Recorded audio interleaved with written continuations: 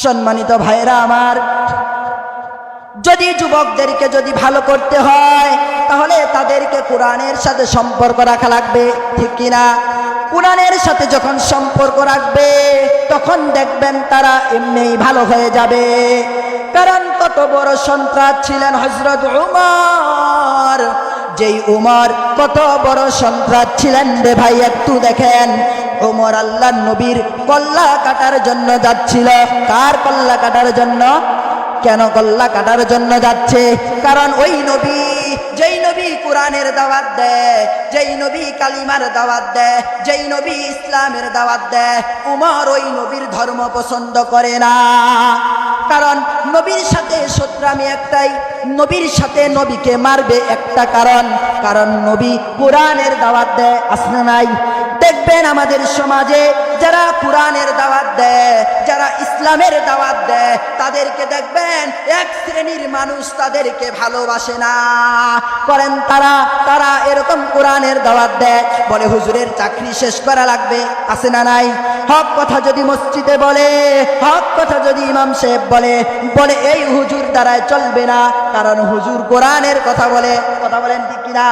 ঠিক তেমনি ভাবে আল্লাহর নবী কোরআনের দাওয়াত দেয়, কিন্তু ওই যেই উমর যেই ধর্মের বিশ্বাসী ছিল, ওই ধর্ম ছিল ভুয়া ধর্ম। কথা বলেন কি ধর্ম?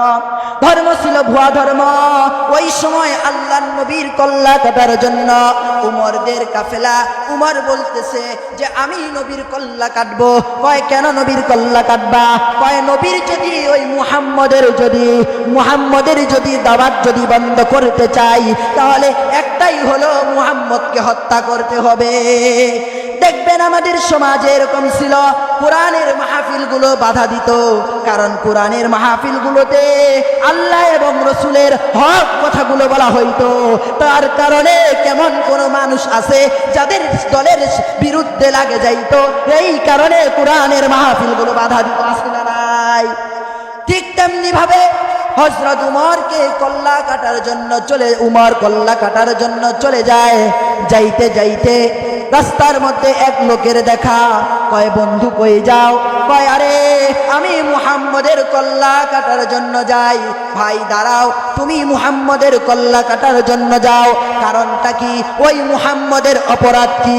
কয় তুমি জানো না মুহাম্মদ যেই দলের প্রচার করে, মুহাম্মদ একটা কিতাবের প্রচার করে, মুহাম্মদ কালিমার দাওয়াত দেয়, ওই মুহাম্মদের ধর্ম নাকি সত্য ধর্ম, আমার ধর্ম নাকি ভুয়া ধর্ম। আরে কয় মুহাম্মদের যদি তুমি কল্লা কাটার জন্য যাও, যেই মুহাম্মদকে যেই অপরাধের কারণে কল্লা কাটার জন্য যাও, তুমি কি জানো ওই মুহাম্মদের কালিমা পইরা তোমার আপন বোন এবং ভগ্নিপতি মুসলমান হয়েছে। সুবহানাল্লাহ। বলে উমর তুমি কই যাও? তুমি যেই মুহাম্মদের দরবারে কল্লা কাটার জন্য যাও, ওই মুহাম্মদের কলেমা পইরা তোমার আপন বোন মুসলমান হয়েছে। সুবহানাল্লাহ। এই জন্য ওই মুহাম্মদের কল্লা কাটার জন্য পরে যাও, আগে যাও তোমার বোনের কল্লা কাটো, তোমার বোনকে ঠিক করো, আগে ঘর সামলাও, তারপরে বাহিরে যাও। আছে না নাই? এবার হযরত উমর চলে গেলেন বোনের বাড়িতে। বোনের বাড়িতে যাওয়ার পরে বোন যখন এরকম করে ভগ্নিপতি সঙ্গে ছিল, হযরত উমরের আওয়াজ পেয়ে এরকম করে ভগ্নিপতি লুকিয়ে গেলেন। ওই সময় বোনকে সামনে পাইলেন। হযরত উমর বলে বোন তুমি কি করো রে বোন? কয় ভাই আমি কি করি তুমি কি জানো না? আমি মুহাম্মদের কলেমা পইরা মুসলমান হয়েছি। কয় বোন তুমি যে মুহাম্মদের কলেমা পড়ে মুসলমান হয়েছি, ভাই চলবে? চলবে? থাকবেন? কয় তুমি যে মুহাম্মদের কলেমা পইরা মুসলমান হইছ, ওই মুহাম্মদকে আমার ভালো লাগে না। এই দেখেন, কাকে ভালো লাগে না? কয় হুজুরদেরকে আমার ভালো লাগে না। আছে না নাই এমন মানুষ? হুজুরের একটু প্রশংসা করবেন, ভাই হুজুরদেরকে আমি ভালোবাসি না, ওরা তো খালি মানুষের বাড়ি খায়, নিজে খাওয়ায় না। আছে না নাই?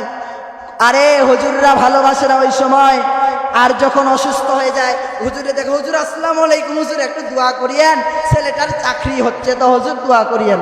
আছে না নাই? বাবা অসুস্থ, মা অসুস্থ, হুজুর একটু দোয়া করিয়েন। হুজুর সংসারে একটু অভাব, হুজুর একটু আমার সংসারের জন্য একটু দোয়া করিয়েন। আছে না নাই এরকম মানুষ? ঠিক ওই সময় প্রয়োজন হুজুরদের।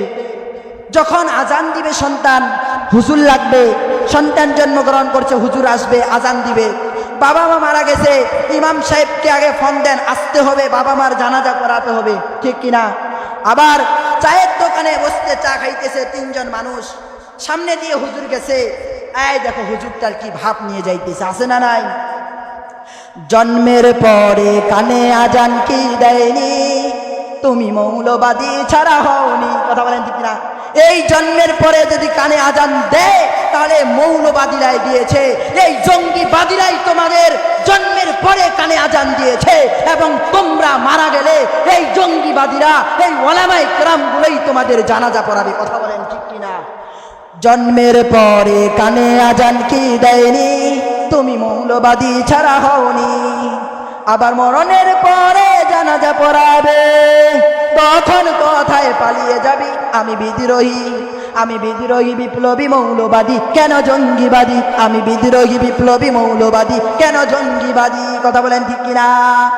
সত্যের পথে গান গাই বলে আমি বিদ্রোহী, সত্যের পথে ডাকি বলে আমি বিপ্লবী, কুরআনের কথা বলি তাই বলে আমাকে মৌলবাদী, জিহাদের কথা বলি তাই বলে আমাকে জঙ্গিবাদী, আমি বিদ্রোহী বিপ্লবী মৌলবাদী, কেন জঙ্গিবাদী? আমি বিদ্রোহী বিপ্লবী মৌলবাদী, কেন জঙ্গিবাদী? কি মনে করে ওই হলুমান, দাড়ি টুপি দেখলেই তালেবান, আছে না নাই?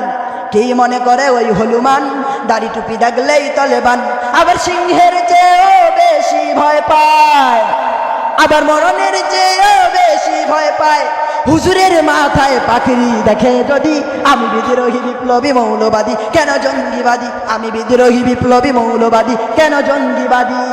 আরেকটা কথা বলবো আরেকটা কথা, বেহায়া নারীর এটা কেমন কথা বলবো? বেহায়া নারীর আবার এটা কেমন কথা? পর্দার কথা বললে ওদের মাথা ব্যথা, আছে না নাই? যখন পর্দার কথা বলবেন বলে হুজুর দা ফতুয়া দিতে আইছে, আছে না নাই? বেহায়া নারীর এটা কেমন কথা? পর্দার কথা বললে ওদের মাথা ব্যথা, আবার পর্দার কথা যখনই বলি তখন হই আমি ফতুয়াবাদী, আমি বিদ্রোহী বিপ্লবী মৌলবাদী, কেন ফতুয়াবাদী? কথা বলেন ঠিক কিনা?